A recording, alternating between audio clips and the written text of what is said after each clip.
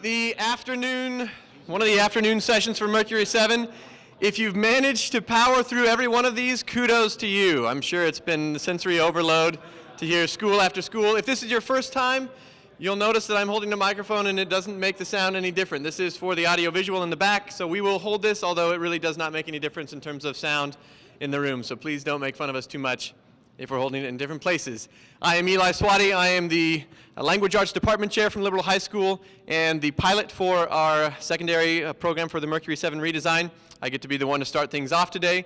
We are going to hear from both the elementary side and the secondary side, and if you didn't notice already, we are going to split about halfway through. So we'll take a little moment to talk about our visions and our goals. We'll also have a little bit of a time to talk about some of our major elements, and then we'll split so that you have some opportunities for some very focused question and answer time with each of us. Okay, good afternoon. And I'm Lynn Day, and I'm an instructional coach at Meadowlark Elementary School, and I'm also the pilot for the Mercury 7 redesign. And I want to share with you who came with us. Shauna Evans is our principal. We have Maureen Mulligan, and she's a kindergarten teacher. Griselda Estrada, she's an ESL interventionist. And Jennifer Hyde, she's the co-pilot. She's my partner in crime, as well as an interventionist. One of the things that we did once we got started with our redesign is we had to figure out where we were going and what we needed to do. So one of the first things that we did is we met with our staff and we came up with a list of needs that we felt like that our students needed to have. What skills, what knowledge did they need to leave our school with as a fifth grader? So from there, we ended up with pages and pages of different ideas that we needed to address while they were there at Meadowlark. From there, we sort of compiled a list and categorized and really got it down to some main points that we felt like were really important. From there, we started to develop our ideas for what we needed to start researching to build our plan. So from those points, we came up with that we needed to have a nurturing community. So we needed our parents to know where resources are. We needed to have our kids know what's available to them, where to go for help, not only within our school, but out in the community. And along with that fits in all of those experiences, because we're in a school that many of our kids probably have never left Liberal. So they may not know where the library is. You know, when there's a community event, they may not know where the Air Museum is. So it's giving those experiences that they need there. Another thing that we felt like was just really hit some of the main points that we talked about was the family engagement, because some of our parents are illiterate. So maybe the purpose for education isn't a very strong thing in their families. So how are we going to get those families to be more involved in their kids' education? So we're talking about maybe we're going to have to venture out and start educating the parents also. Those are the main things that covered most of the things on our needs assessment. Knowledge was very little. Those concepts, the standards were very little of the things that we talked about in that needs assessment. But along with that, we learned that personalized learning is one way to address the needs of the students. And so we divided out into a math research team, an ELA research team. We have a projects research team, and then we also have even split that off further to have PE have a research team. Our music teacher, we only have one, but she is researching some new ideas also in how we can meet the needs of those students. So currently, we are right now where we are starting to take the research and sort of narrow down our focuses so that we can start building our plan. So after we come back from spring break, our teams are going to start sharing their ideas and giving their recommendations for what they think we can build for next year and then the following years. So that's sort of where we're at right now. At the high school, the place we started was the why. We looked at the current students that we had. We looked at former students who'd been through our halls, and we really wanted to ask ourselves, why are we doing this? Why are we going to take this this challenge that Dr. Watson gave us and really destroy our lives for a year, researching and reading and thinking about this. And it was extremely evident early on. We had high-achieving students who we were meeting some of their needs, but we weren't really pushing them the way we wanted to. And we had low-achieving students who were falling through the cracks. And we had students in the middle, so it was very clear right away that we had a significant why. And it came in the form of every single one of those students. We all have children going through the school system or have gone through the school system, and it doesn't take long to realize if that's my kid, I want to do something different and I want to do something better. And so the push for us at Liberal High School was we want our students to have the Angry Red advantage. We want them, whether they are going on to college, to the career, to the military, that when they walk out of our school and our hallways, that they have an advantage over everybody else in the state, everybody else in the nation, so that people can clearly see that kid came out of Liberal High School because of the programs they had, because of the emotional growth that they have, because of the skills that they have now as a student. And that is something that we have not had from Liberal High School students in the past. So we have a three-part element to that vision, this concept of the Angry Red advantage, that we want our students to have a plan for today, and we'll talk about pieces that go into that, that they have a vision for tomorrow, that they know what tomorrow's going to bring and that they're prepared for that, and that they feel like they have a sense of purpose for their life. We want them to have a plan, a vision, and a purpose. Within that, then, we will talk about the 25 different research teams that we have working and all of the different concepts that go along with that. But today, we want to just give you a couple of overviews of some of the big concepts that have occurred and even some of the questions that we've seen come out earlier. We'll talk more to this later, but I want to talk a little bit about course offerings. For example, we want our students, when they get back to school next year, to walk in and realize this is not the same place. So for Liberal High School, I was challenged last year by Dr. Watson when he asked me, what are your kids doing in class right now? And I said, oh, they're reading Huck Finn. And he's like, well, why is every kid reading Huck Finn? And as an English teacher, I was like, well, it's Huck Finn. You got to read Huck Finn. And then there was that moment when you're like, well, okay, do all of these kids really need to read Huck Finn? And I still think they do. But he has a point about the needs of each one of those students, and are we really meeting those needs if we're just saying, you get to pick from English 1, English 2, English 3, or English 4. So for example, at Liberal High School next year, our classes are shattered. We have so many different course offerings right now. So English 1, 2, 3, and 4, they do not exist anymore. We have 3 core classes that are semester long each, and everything else after that is selected by the kids.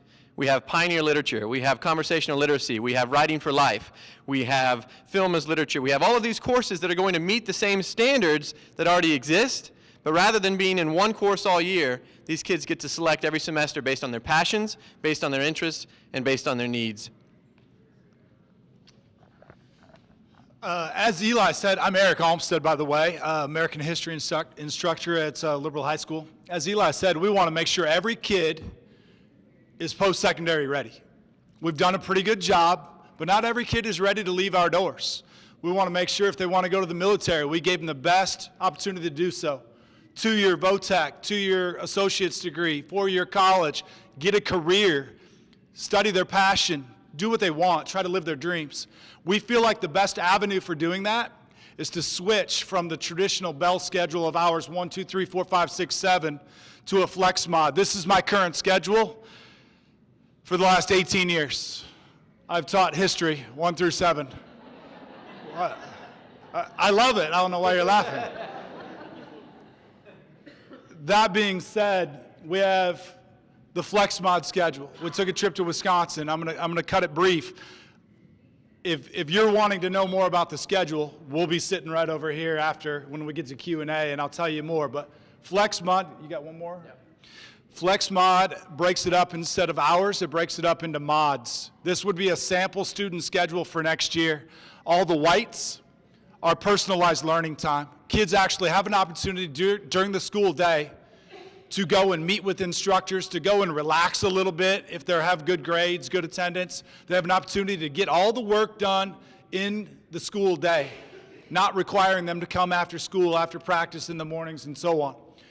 This would be a student schedule that requires a lot of flexibility and a lot of leadership and a lot of ownership responsibility by the student. It's not just methodically, like a zombie, go from 1 hour to the next and be disengaged. Our kids are disengaged. Those middle-of-the-road kids, those lower-level kids. This is going to keep you engaged. It's going to keep you on the hop. Okay? I'm going to turn it back over to Eli because this is one of our breakouts. So I just wanted to give you an idea if you wanted to know more about a rotating schedule and flex mod.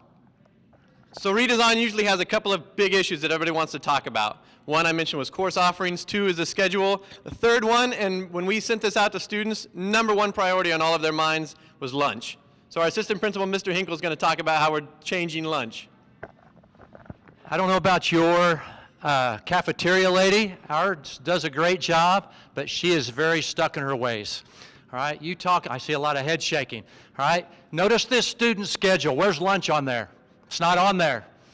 Here's what happens at Liberal High School next year. From about 11:40 to 1 o'clock, you have these white schedules. You better find a time to go eat in the cafeteria. All right, when we went to Wisconsin, it was amazing, and I don't have time. I could take this whole time, and I'd get scorned for talking about lunch. All right, but what really happens is that we'll still have a cafeteria. We've kind of changed. We're going through a pilot system now to where, number one, the kids don't like our food, and so we finally have we've kind of changed that a little bit. Literally, if you would look in Jay's been there, has been in our cafeteria, it looks and feels like a prison. All right, Mr. McAfee from Independence, would you agree with it? Kind of has a prison feel to it. So we're going to redesign that. This year, we're piloting right in the middle of where the kids can eat in our commons area. They can grab a lunch and they can go to a different area of school. When we first did this, our superintendent said the only thing you have to do is make sure they don't eat on the carpet. We're like, okay, we'll work on that later. So we don't let them, we kind of are pushing the envelope a little bit, but the main reason for us is that we have kids that literally that I deal with on a day-to-day basis, and we have a policy for skipping, and it's in the, we have a certain policy for that, and I'll say, why'd you skip? Well, I went to eat lunch. 9 out of 10 of them, they're gone during the lunchtime.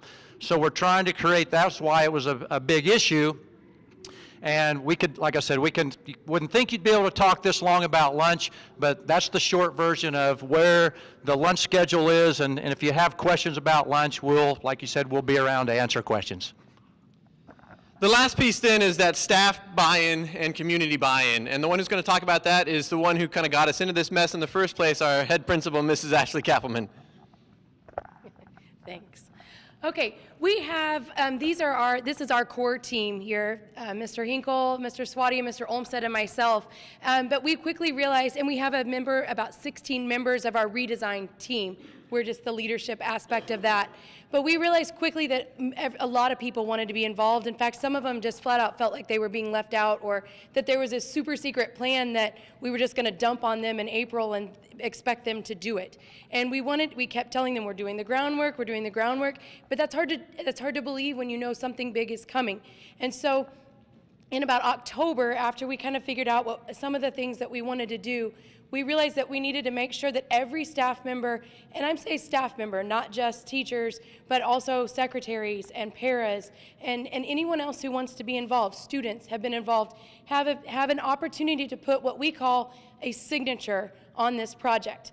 And so when we are all said and done with the project, if you come, and I hope you all do, we welcome any of you, to come take a tour of Liberal High School, throughout our building will be signs that say, outside of the cafeteria, this was the lunch team, and their signatures, their literal signatures are on that, so that they know that they put their mark on that when they left a legacy there. And so instead of 3 research teams or 5, we ended up doing 25.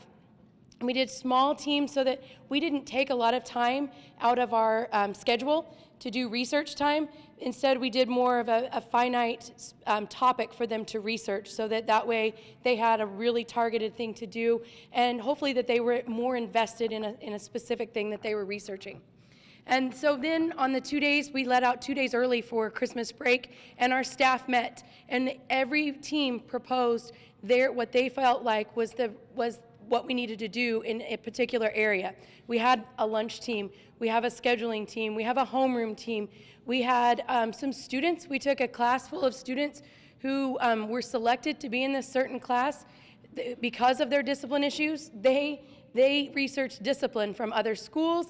They considered what the challenges that we have in our school. They were flat out honest with our staff and told us what didn't work, and they made a proposal of what we need to do better. So now we're having these teams go back, because this work is a lot of work. but it is worth it. And what it makes it work too is that each team has a checklist of things. We meet with them every week to 2 weeks, and we say, okay, in this next week we need all of the expectations for homeroom.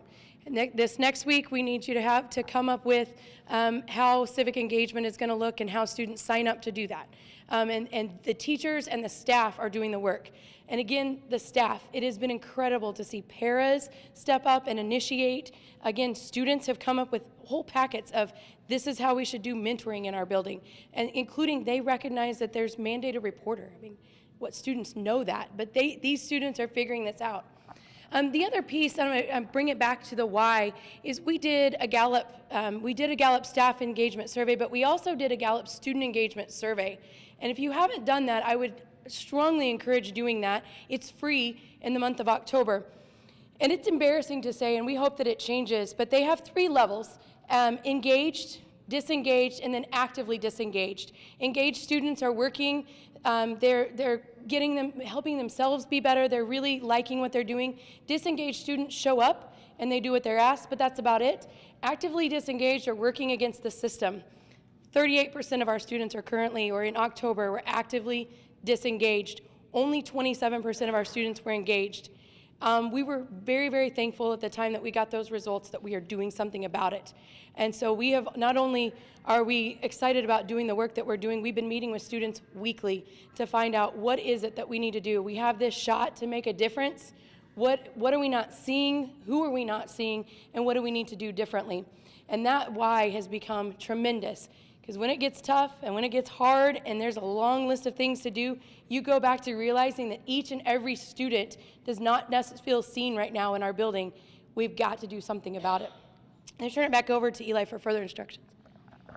So at this point, we're going to acknowledge the fact that there is a pretty significant difference between elementary teachers and secondary teachers. It's a different world that we live in. So what we're going to do is give you an opportunity now to divide like we did with seating. So elementary teachers and administrators are going to be in the back. I would really encourage you to ask them about their Twisted Tuesdays and the ways that they have started to provide opportunities for research on top of the standard class, as well as their hayrack rides and the different things they've tried for community outreach, because they are pulling from one of the lowest socioeconomic areas of the community. They also had a brand new staff this year. We had 5 new elementaries, and so every one of their staff members was new to this team. And so ask them about how you get a staff on board when you're dealing with brand new staff from everywhere.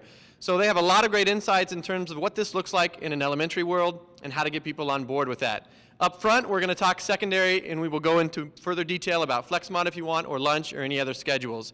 So we'll allow this time for elementaries. You can kind of turn your chairs and pool up in the back. Secondaries, we'll do the same up in the front, and we'll just be here to talk and ask questions. Been a while. I think we'll leave that up if that's okay. Wow. So do we. Go to Wisconsin.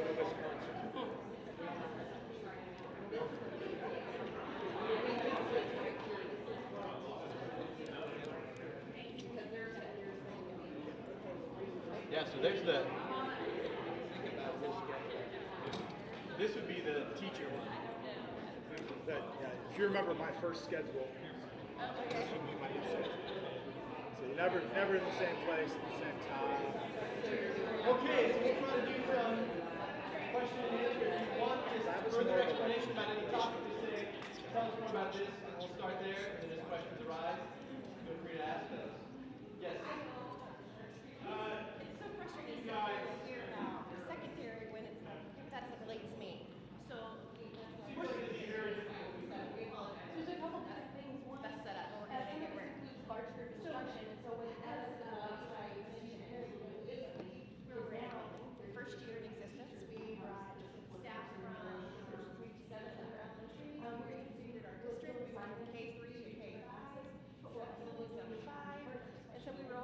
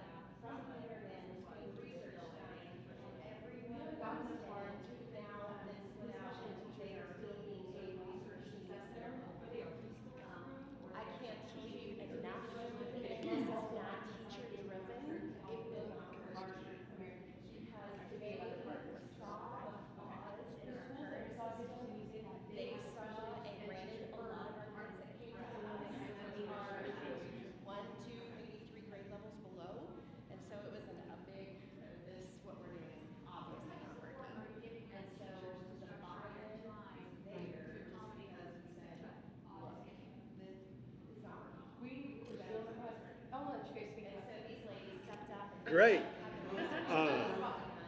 To be honest, we need to retrain teachers. They need to be the ones that are responsible on time. So I'm a teacher, you know, and so is Eli. But we need to have in-service. Our district has been very generous with our in-service times and allowing us to move forward with this. There'll be some summer learning as well. But it's not that hard. You just carry your schedule with you and you know where you're supposed to be. You have to be willing to give up like that. These are my kids, because you'll be working with multiple sets of kids. You can't be that territorial over your kids.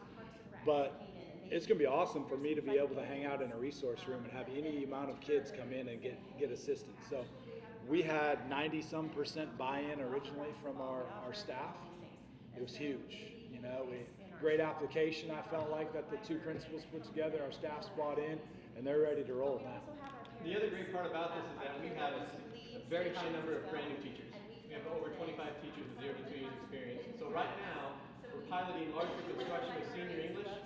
So in that classroom, I'm in there, and I have 12 years experience.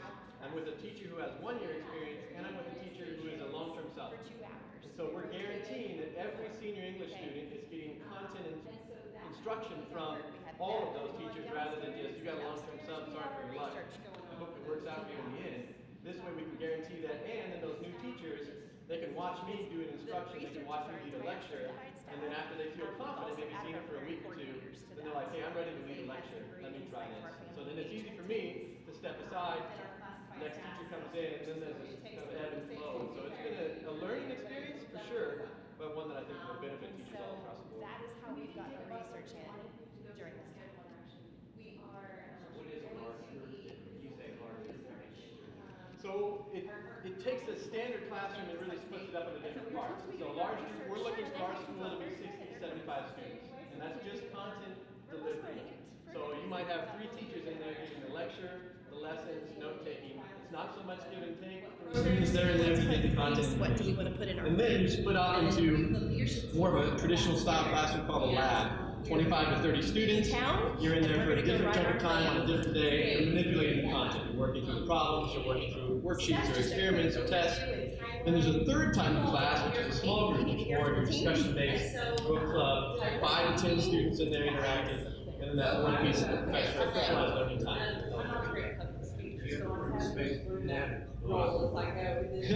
One wall. He asked, do we have a room? Yeah.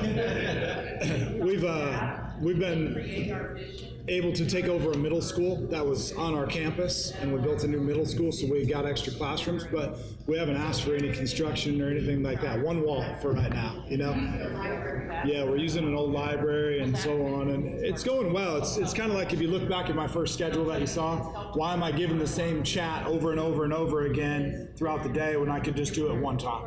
And then let's go and actually work with the kiddos, you know, in a structured way. The more we ask ourselves, does it give that vision? And some of the very clearly is like, it does. Yeah, it's actually, it'll be based off, most classes will be off the lab group, which is kind of the middle group, and there'll be a grading teacher. The beauty part is like, the teachers have to collaborate with each other. I mean, you have to be a unit. He could be grading my test for me, but he knows how to do it because we've collaborated. We have a PLC and we know what's going on. It's guaranteed and viable curriculum. Isn't that crazy that teachers grading each other? So I have to let go of some ownership of my kids, but everybody will be assigned a grading teacher for, say, U.S. history. And just because they're in a different lab doesn't mean they're not my kids to grade. If they need to go in and take a test, we'll have a testing center available in a resource room. They may not know who the teacher is, but they can go in, get it out of my folder, take my test. That teacher will grade it for me, put it in my box, and I go put it in the grade book. It's pretty easy, pretty smooth if teachers are willing. So far, ours are. Same with our library, it's designed, but it's a little difficult. We have K1, we have 2 libraries, we have 4 5s, they're very separated. And so it makes it a little difficult to do 20 grading procedures, but right now we're going to start small. We're willing to try. We've had a pretty push over the last couple of years to make sure we have aligned rubrics and we have Well, that's that Twisted Tuesday. Yeah. And well, our research has been on Tuesdays. I will tell you, we've had to take, our leadership team has had to meet, and we've just had to cover in-house. We have had to do some of that. Somebody put you up to that? Yes, sir. I think somebody called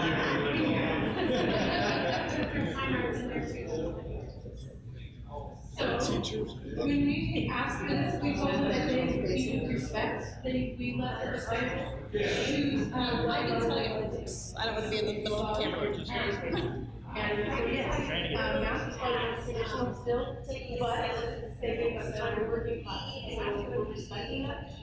And when they set up, and we don't really know the April, the recesses is when we're gonna get stuck and not have all fifth grade go to the time, we're gonna come around to the first and the second and fourth. What we run into is the flexible art that we have, because apparently there's a noise version, so we don't know how many. There's a lot more sophisticated, and we want, those are the things we're gonna do, and we were getting it well, so. In order to their schedule, if you're marching band in, which you hold, so like, so he's having trouble finding some children, they getting it, and we're getting there. But it's looking like rather than not, there are some other players who are marching band candidates, we're focused on that grass on today. So it's just that way, it's very, I just thought this in a sense. We're proposed personally learning lots of time, his time, it's gonna look at a challenge, so it's the time. Two consistencies in the schools we visited, because we've seen 5, 6 FlexMod schools now. First consistency, math is the hardest to change. They don't want to. Second is that the fine arts wing is the most, it's the loudest and most interactive during the day. Because now, all of those PLT times, those students, if they want to go play their instruments, they go play their instruments. So you get them in band, but then you've got kids in there doing small group lessons, doing ensembles, doing all kinds of stuff, stagecraft, scene design. Now it's in-house during the day rather than come in tonight at 7:30 after sports practice. And so that will really throw our schedule back on. Research teams. How did you choose those? All right. This team kind of developed and then said, here we go, or is that where, how did that process work? So we did kind of come up with the topics, we used our planning vision purpose, when we talked about okay, for the plan, we wanted students to be able to be problem solvers, that's what our business did, and then flexible schedules, so from then we're like, what big items. Yes, ma'am. You're talking about math, you're making things, just getting out of it because you're talking about the same class. A lot of the hours. Join this one. Well, I can tell you right now, our fifth grade is starting out some of this personalized learning, and they also with our fourth grade. They bring out all fifth graders, we have the 2 teachers, now we have a 5-year, and they have to use some. We let the chips fall where they lie. We had a number of meetings, we said, do we prime teachers? Yes, out here. But what happens if we don't have a leader that we want on this team? And we let it happen. People step up. People are bought in. It's all in the same set. And this actually. Yeah. So then after you have your teams, their research, is that something that they came to the leadership team and presented you guys prior to saying, here we go? We locked ourselves in the auditorium for 2 days before Christmas break, and we did 25 presentations, and it was 3:30 on the last day of the semester, and teachers were still there talking and discussing ideas. So they were all able to share out the presentations, their ideas, we gave away a lot of free t-shirts. Cups, lots of A lot of cups.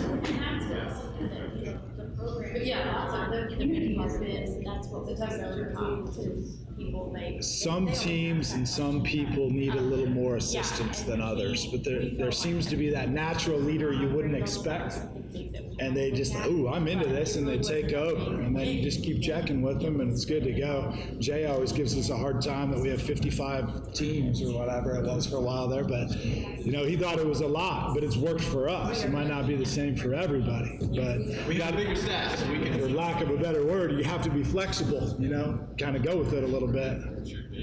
So did you guys change anything with credits, math, reading, credit files? We're in the midst of working with that now, making sure everything's coded correctly. It's and more of a, here's the aligns with what personalized block, KSDE personalized learning block. Applied admissions. Here's the Yeah, special currently we can get 7 hours or 7 credits during the school year.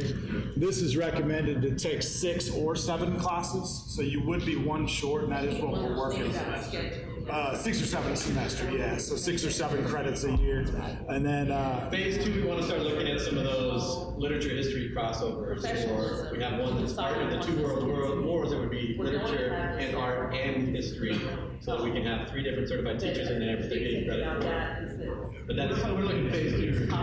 we have a lot of plans for phase 2 and phase 3, to be honest. Project-based learning's a big one, and having options of traditional education towards projects, and it just one thing at a time. The people in Green Bay thought we were nuts for trying this in August. We went to Green Bay in October. They're like, "You're doing it next August?" Yep, we are. So.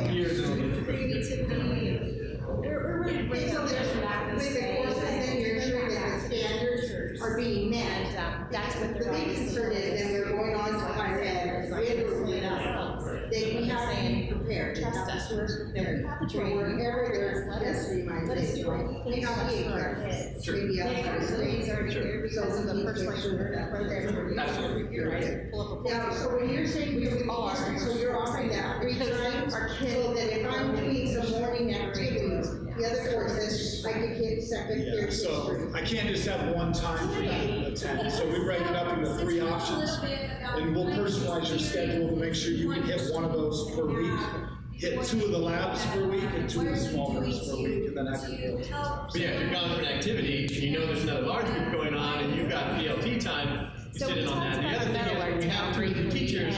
We have 1 lecturing, we've got another working the crowd to make sure behavior's right, and we've got 3 doing audio visuals, so we can run by on the campus, the electronic piece of the class, and then they can watch it on there. So we're trying to provide like you're using a lot of explanation for what eventually that project-based and also co-teaching want to do, what they know that they want to do.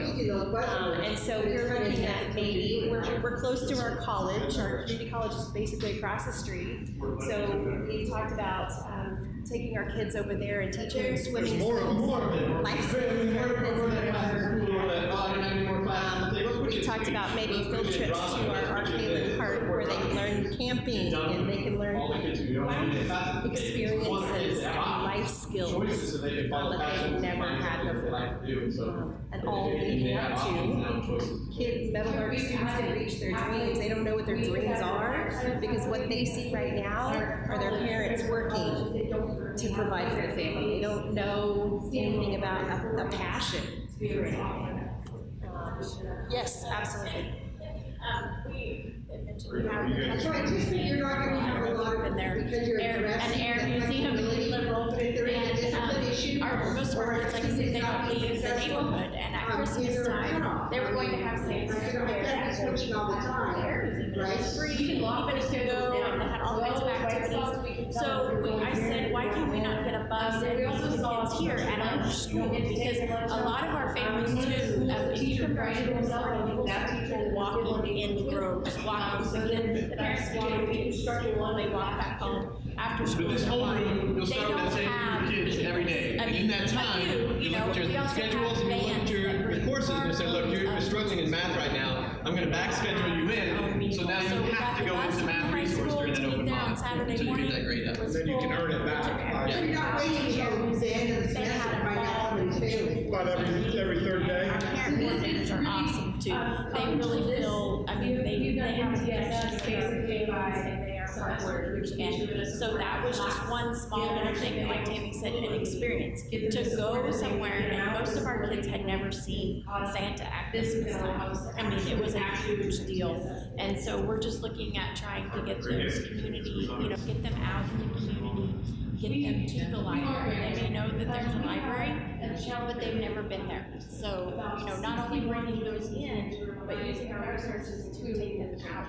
About 61 students were not on use today. We started because of our sibling that what we're doing. They send their siblings into our library and they spend an hour, they get a snack, and they get to hear books read to them and modeling that for our parents, and then watching, doing little brain break videos, and the kids get up and, you know, they're little toddlers, they're doing some of the go noodle thing. And then more than just flex mod, we're looking at civic mindedness as one of our main components right now. We have community service hours for our graduates, which is pretty standard, but that doesn't do in the right direction. So we have started that. To understand what it means to be part of a community and part of civic organizations and part of these different foundations and voting. And have a piece of that. We're actually starting a citizenship class, so students can either take a typical government class as a senior or a citizenship class, which goes through the application process, the test, and the assessment,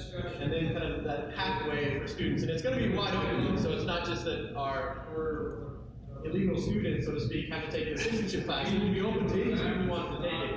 But those who need that pathway to citizenship can get that support in the safety of school. We have that team is working with standards for the government. We talked about maybe in the future, but we're going to take it If you look at the schedule real quick, you'll notice internship. This is just a sample schedule, but that's the beauty, is we're giving real life experiences during the course of the school day for these kids, where it's going out and being a mentor or being mentored, job shadowing, career exploration, internship, maybe even early dismissal for some kids that actually say want to go to John Deere and learn about diesel mechanicking and so on, or whatever it might be. We've got really good partners in our community. They want in. Okay, community connection, partnerships, and so on. But then we have Seward County Community College and the Vo-Tech side of things. They're excited. Kids are excited to be able to have that opportunity where maybe half their day as a senior or a third of their day as a junior, some as a sophomore, they can go out and get real world skills and exploration.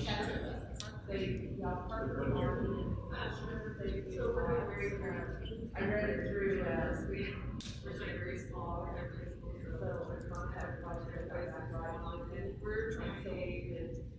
in one day, we have flexible questions, but we're not doing traditional, so we don't get that traditional, we get lots of Wednesdays, or so we can get to our social emotional. We also had people go to Goddard, just for, using that day for, not those things, for all these other things, you're trying to throw all this. Oh, yeah, that was just another one of our, that our parent coordinators are bringing just a small group of parents in on different topics. You're offering out there. I don't even know what saying. Yeah.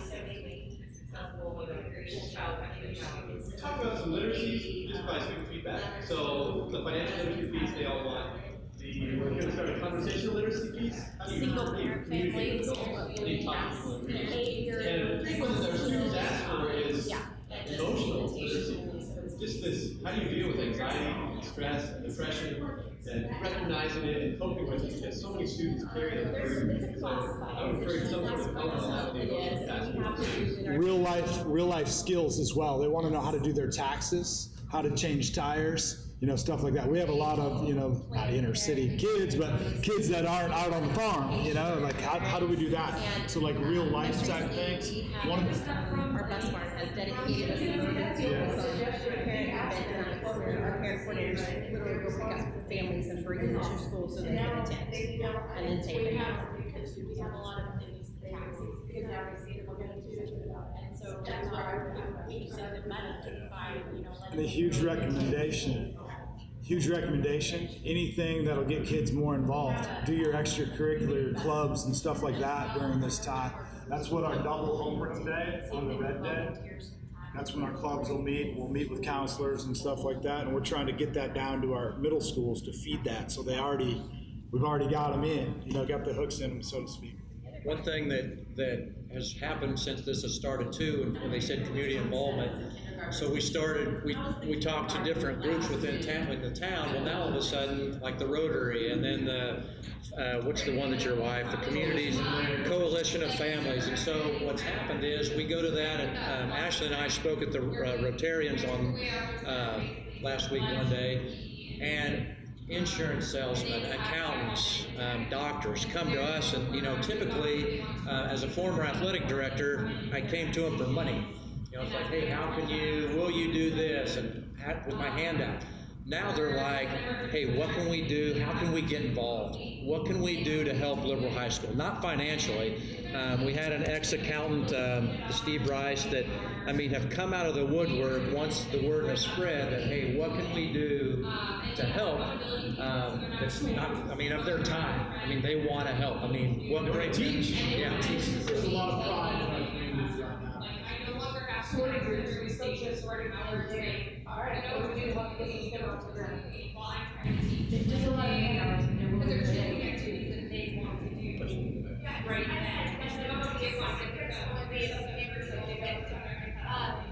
Of a neighborhood, so if I was having that, I have 20-minute, 40-minute increments there. I submit, and sometimes I figure out that there's no one to go, so I don't as a supervisor, I don't know what it's supposed to do, because you always see this. We just let them run free. You would have done that too, so. Hey, we actually have a good plan. We do. This is for real. This is a On the good teacher plan. schedule, we have white blocks as well. Part of those are plan time, part of those will be PLC time, part of those are also just, what do we call that, hall monitoring, or different times as well. We're adding these kiosks in our hallways so that you have a teacher that's just visible, that's present in those areas in large groups. So we have that. We're also looking at different programs for attendance, biometrics or scanning, so that rather than the teacher having to look over the room and take 5 minutes doing attendance, when that kid walks in, they swipe that card and they're in class. So we're looking at those pieces, but the teachers, and everyone now, we can't just sit in our rooms anymore. We're going to have to be out and be visible in other parts of the school so that genuinely engaged in what's happening. We've also talked about doing like a watermelon fee, just like a social. We actually, the special education department, Mrs. Kappelman, have been working together, putting special education students that are high need in key roles, being door greeters and so on with the para and being more involved, more included, so on. So it's going to be a mess. Be honest. Anything new, it takes change. It's going to be a mess for a while. We know that. What research team wanted to be on. And so they did. The capabilities and possibilities are, man, our kids are excited. Yeah, we did a street finder for our staff. So we know that our work's cut out. If you're interested, though, in anything FlexMod, we would welcome you guys out. Plus, we know 3 great resources in the Green Bay area, and one in Omaha, Nebraska. That's been, 2 of the schools have been doing it since the late 60s, 70s. It's kind of the FlexMod movement, I guess. And then 2 are recent ones in the last 3 years up in Green Bay as well. So good opportunities. Shauna has said several times, don't get too attached to your baby there because it may not be what we decide to do. So that may be a little bit hard, but that also shows that we've had buy-in. It's a big change, and I guess I especially think, really I don't know if researching you guys have their busing or time, transportation, but the younger so the teachers more than we all have say in what we wanted to research, so. And then on Tuesdays, we have research teams, but then once they chose whether it was Edmonds or iStations, and we gave them. It's a chance for our Tyler, tell what you did. They did an excited job, the iStation, we all did this, like 2 weeks ago, and rather than their so they did for shift for weeks. I found this, this is actually taken from the first tab, it is talk to them about this is what the schedule will look like, this is how your school will be supervised, this is how a lot of flexibility, there's a lot of flexibility, and they did an outstanding job, the parents did, the teachers questions after they're gonna vote. And then go quite frankly, it's been a natural, I think we've got a lot. one thing has risen to the top. I was a little worried that they would marry, because I told them I was Yeah, doing and $1,000 will come out. pilot program, and we were gonna have to tell them. So we're doing that, but we're also, one thing is. bragging on us, bragging her, she started what are called vision walks. So we have these vision walk posters, so each one of these teams took all the content from the presentations and put them on these The posters research and then put teams. out around the school. And so we did that for our school board, we took them on a vision walk through the halls of the school to talk about, this is what we're doing for change, this is what we need from you, this is how we can get you on board. And so what we're working on right now is transitioning that vision walk into podcasts. So any game night, if a parent comes to the school and wants to go on that vision walk, they can just QR code that and listen to the podcast and then walk around and see all those different stops to see this is how we're learning this is how we're learning this. We haven't done it yet because there's just not enough time, there's not enough time in the day, but we're working on it. ELA. Math. One bell in the morning, one bell in the afternoon. Project. Should be awesome. That's the best part. And since then, it's kind of divided. It's a good question. We might have given you that. Started No, we did not break up. Actually, when we first started it, there was only so well, the stock printing. Oh, yeah. You should see, imagine 1,400 kids, the bell rings, 1,400 kids get up and what the halls are like. You know, if you're in a large school, you know what I'm saying. You can't tell when a passing period is because different mod lengths overlap. So you might have one area of the school with 100 kids getting up and going, another area with 100 kids, and that's it for that mod. I mean, it's the flow and the vibe in the schools that we visited are just impressive. It's going to take us some time, but it's pretty impressive. We did configure a student engagement coordinator, student. But I think too, you have, every building is different. Those needs and those communities came up based on what our needs were. So, you know, those could be totally different for another school, you know, but we just had a really good link in the curriculum part of it. So that was one of our big ahas that we had to work on. But, I mean, that may not be for, you know, Which is adorable because the counselor, she knows in the room all the time because she's like, well, how do we do enrollment? Because I've always done enrollment. So we have 2 people on staff right now who are working on creating our flex mod schedule. They are about 2 days away from getting that. We're keeping them grounded. They're actually going to go to Wisconsin and visit us and help us see what it's like. Our goal is that enrollment takes place with the parents back here. There's water flow, and we say we're going to do it. And so we went to our superintendent and laid out. she was okay, we got some support. Yes. And So so part of it is parent enrollment. since then, she has. But the other part with FlexMod is that had the directors currently, and have we said, have schedule you're not changes that welcome go on for here. the first 3 or 4 weeks of school. And that cannot happen with this because it's not flexible. So the goal is, Top-down when that enrollment is done this going on in our spring, districts. it's done. And And so, that requires very strong that was ideas. the best Students support have we seen a could get plan from and that. So a her lot of what we're doing is to say, these elective stay style out. semester courses. They're going to let the back out, teachers saying we're out do this, and I can tell you that our beginning of teachers 2020. really had a hard time realizing that this truly is your plan. So they would go, well, we want to do this, but they're going to come in and tell us we can't do that.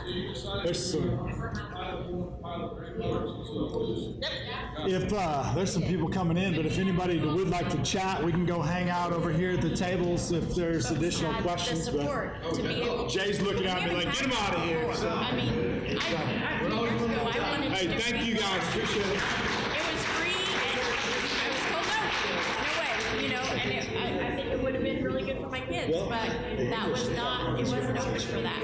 A lot of it. You like soft skills, English department? Yeah. Conversational literacy. We're going to teach class that's going to be half that, half etiquette. And If you want more information, we have pamphlets, our information is on here, so you can contact